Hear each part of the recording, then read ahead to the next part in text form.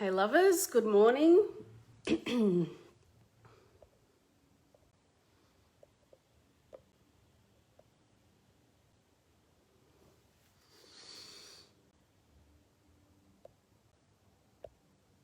morning. If you're just jumping on, just drop me a little hello so I know that you're here. So today I want to talk to you about triggers, judgments, and assumptions and how they get us into trouble, okay? So judgments, triggers, and assumptions all seem to go hand in hand, and they seem to be the topic of the week this week. So I've been talking to a lot of people this week about assumptions, okay? So let me explain it to you this way. When we get triggered, when someone does something or says something and we get triggered by it, it's usually because something has happened in the past that has wounded us, that's similar to that, and it still affects us today. Hey, Chris. Hey, Richard. So what that means is something old is coming up to the surface, okay? So it's usually our defense. There's a defense there. And that's where we judge, okay? We use that defense mechanism to judge that person. And we're like, how rude, how could they say that? Or how could they do that? Or who do they think they are? We judge them. So instead of going in and feeling why we're triggered, we project it because it's uncomfortable to feel what we feel. It's uncomfortable to feel that rush of emotions that shows up when we get triggered, okay? Now, as kids, what happens is we naturally will suppress our emotions, especially the uncomfortable ones, because it's uncomfortable. We want to go have fun with our friends. We don't want to sit there feeling heavy emotions like grief and anger and sadness and shame. So we suppress it. Okay, now as adults, we do the same thing. So we haven't actually learnt how to sit and feel our own emotions and go, okay, wow, that was really uncomfortable, but whatever they said or did, it's actually showing up right now so that I can learn something about myself. Okay, so we don't do that because we don't know how to do that and it's uncomfortable. So that's why we go into judgment, right? And we project and we're like, who do they think they are? And we call them a name. Yeah, and we attack. Sometimes it's a silent attack. We do it inside of ourselves. Other times it's a verbal attack. And then later when things calm down, we feel a bit bad about how we acted or we, regret it or whatever it is. Now, the other thing that is linked to this triggers, judgments, is assumptions, okay? Often we'll go into, let's say a relationship breakup. Okay, let's say you were in a relationship and you broke up, and your partner, your ex-partner, all of a sudden goes out and starts dating again, and you start assuming that they don't care about you, that they've walked away with ease, that your relationship didn't matter, or it was all a lie, or they just took advantage of you, or they're not in any pain. These are all assumptions, but unless you've actually asked them and you have the facts, they're just assumptions based on your wounds, yeah? So it's really important to not assume things of people. If you think you understand what the person is talking about, clarify it with them, yeah? So this is stuff we should have learnt in school. We should have learnt how to communicate with people outside of our own triggers and wounds. So if you're having a conversation with someone, whether it's in Messenger, an email, on the phone, clarify. Before you attack someone, and I don't recommend attacking, but before you go ahead and try and attack someone, you want to clarify you know exactly what they're talking about. Yeah? You want to say, okay, when you said that, what do you mean by that? Is it this or is it that? Because often when we attack, and we assume, they're usually wrong. Our assumptions are usually wrong. Assumptions are the biggest ways that we can damage and destroy relationships, connections. We can burn bridges. So it's really important that you separate yourself from your emotions and clarify with questions. Yeah, really, really important. So when you went to date those other people, does that mean that you're over our relationship? Does that mean that you don't care about me anymore?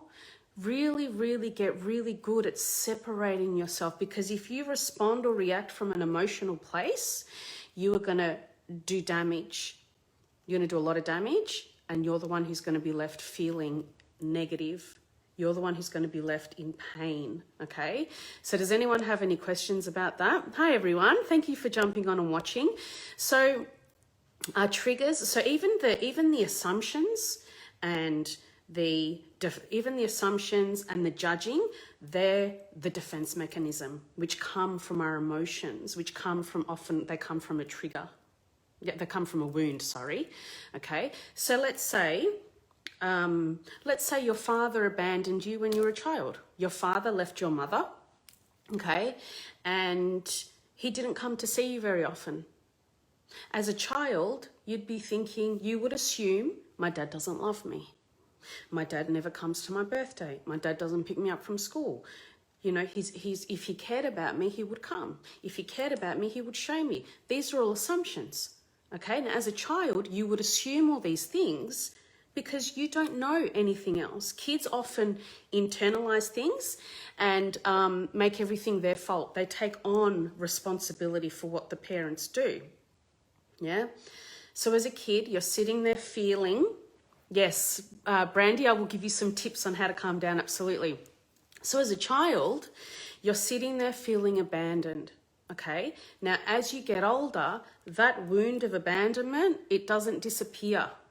You have to heal it or understand it so that it doesn't affect your adult life. So let's say that wound of abandonment is there and you're in a relationship and your partner breaks up with you for whatever reason and goes and starts dating other people.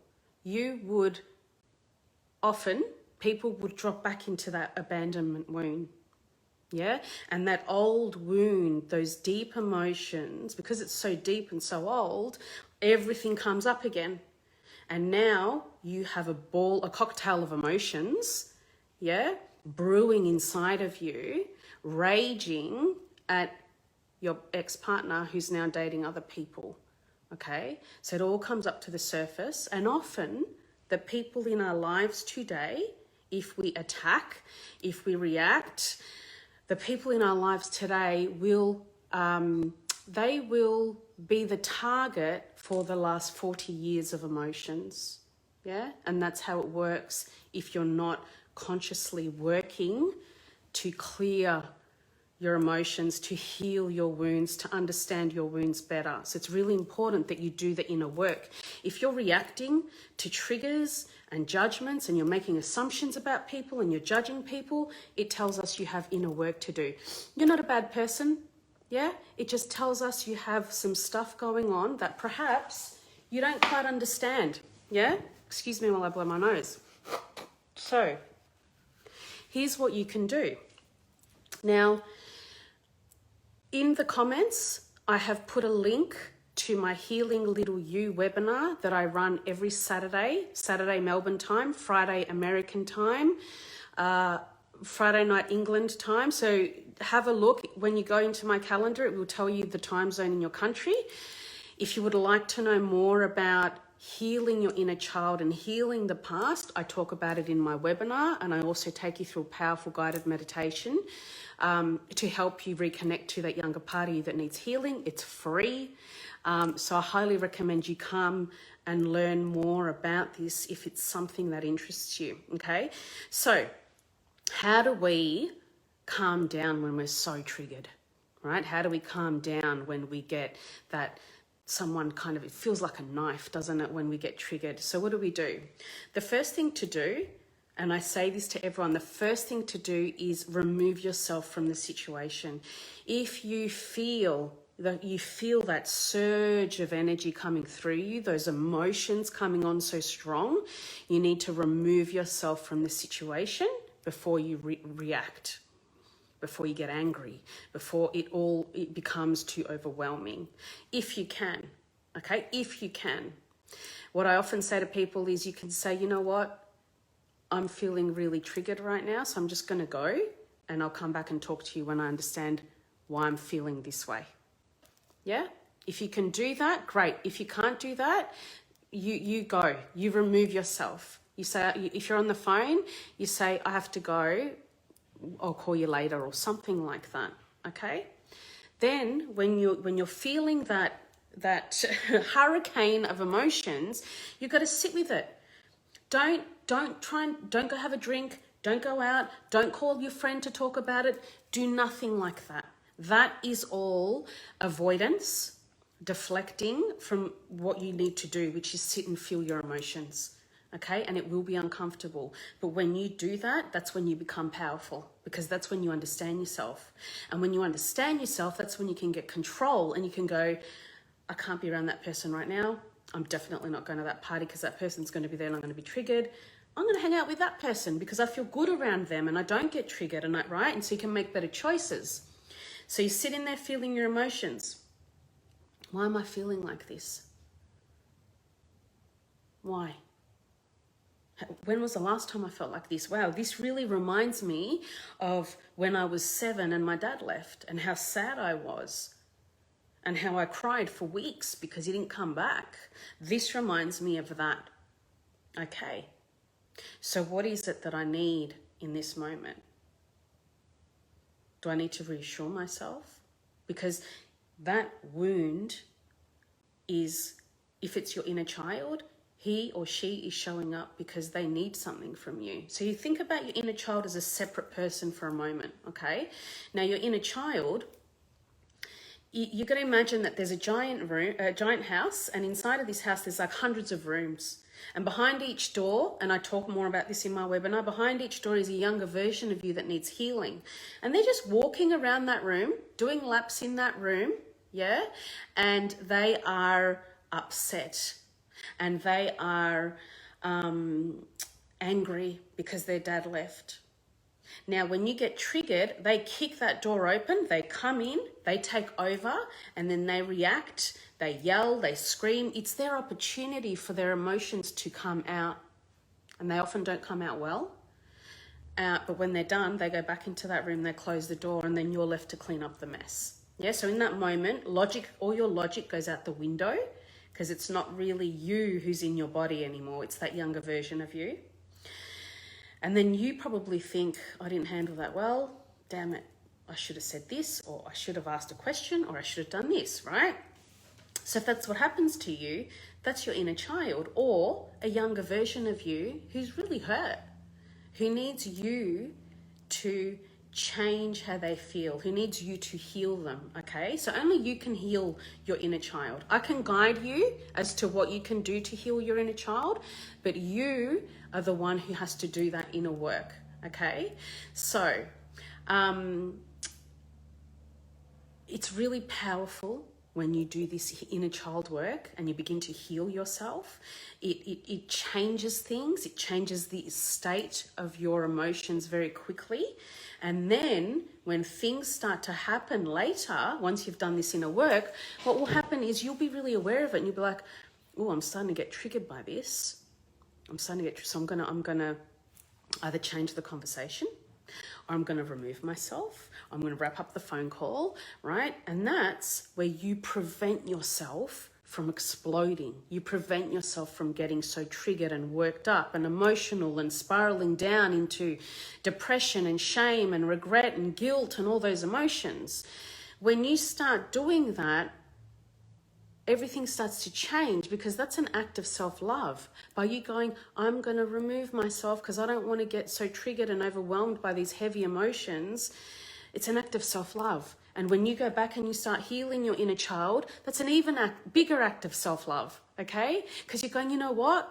Little me deserves to be loved. Little me deserves to be healed. Little me needs to understand that it's not his or her fault that dad left. And so that's how I can help you through the guided meditations and through the webinar. Okay, thanks for all the love, Sarah.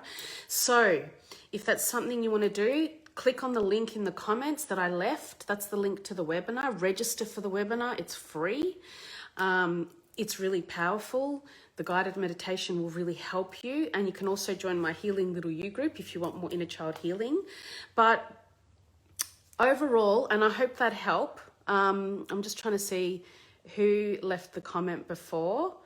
I can't find you now, but I hope that little tip helped you with that. Thanks, Sarah. Thanks for the beautiful message.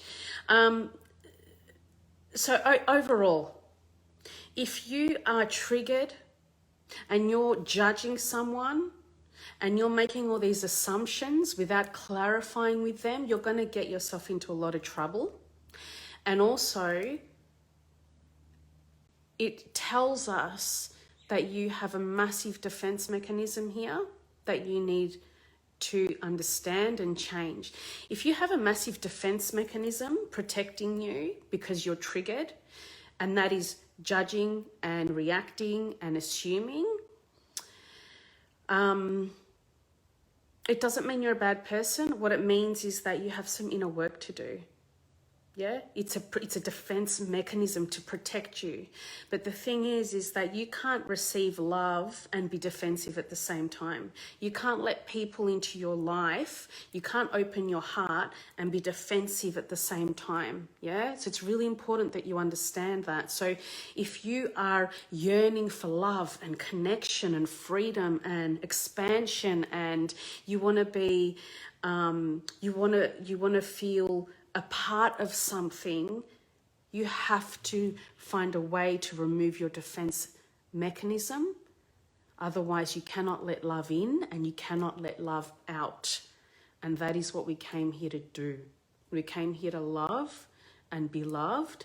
And sometimes shitty things happen to us in our childhood and as adults. And we decided we're going to defend ourselves because it's easier. It's better. It's better to protect ourselves than to open our hearts and love, because that is painful, because people leave, like what Dad did when I was little, right? But that is a world of pain, and you'll be stuck in a loop of sadness for the rest of your life if you don't change it. Now, and this is a topic for another time because I have to go, but anger, rage, bitterness, guilt, shame, these are toxic emotions that if they stay in your body, if you carry them around with you everywhere you go, your body will eventually become tired. Yeah, and it will, those toxic emotions, they manifest as illnesses in your body. They manifest as physical pain, as disease, because everything starts from an emotional place. Everything. If you have a sore ankle, a sore back, your shoulders hurt, everything manifests from that place that comes from your emotions. Franklin, I'll put the link in again. Okay, so I'm just going to pop the link in again because someone's just asked where's the link. So there's the link. You should see it in your comments. Just give me a thumbs up if you've got it. Click on the link, register for the webinar. I go into more detail about who your inner child is, the psychology behind it, what you can do. I'll go into more about what you can do when you're triggered and how to deal with that.